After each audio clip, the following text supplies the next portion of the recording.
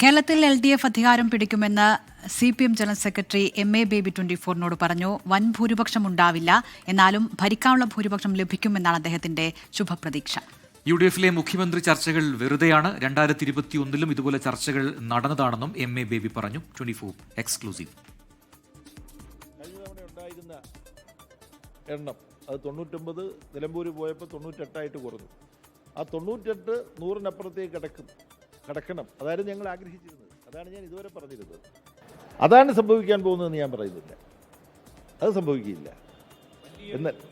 എന്നാൽ വളരെ അടിയുറച്ച ഭൂരിപക്ഷത്തോടുകൂടി ഇടതുപക്ഷ ജനാധിപത്യ മുന്നണിക്ക് വീണ്ടും ഗവൺമെൻറ് രൂപീകരിക്കാൻ വേണ്ട അത്ര എണ്ണം ഭൂരിപക്ഷം നിയമസഭയിൽ ഉണ്ടാവും.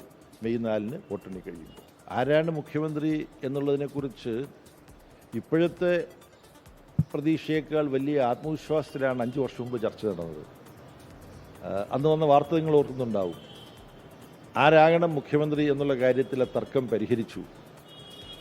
5 വർഷത്തിൽ ആദ്യത്തെ 2.5 വർഷം ഉമ്മൻചാണ്ടി, അത് കഴിഞ്ഞാൽ രമേശ് ചെന്നിത്തല. ഇങ്ങനെ ധാരണയുണ്ടാക്കിയെന്ന് മാധ്യമങ്ങളാകെ റിപ്പോർട്ട് ചെയ്തു. അത് നടന്ന ചർച്ചയുടെ അടിസ്ഥാനത്തിലാണ്.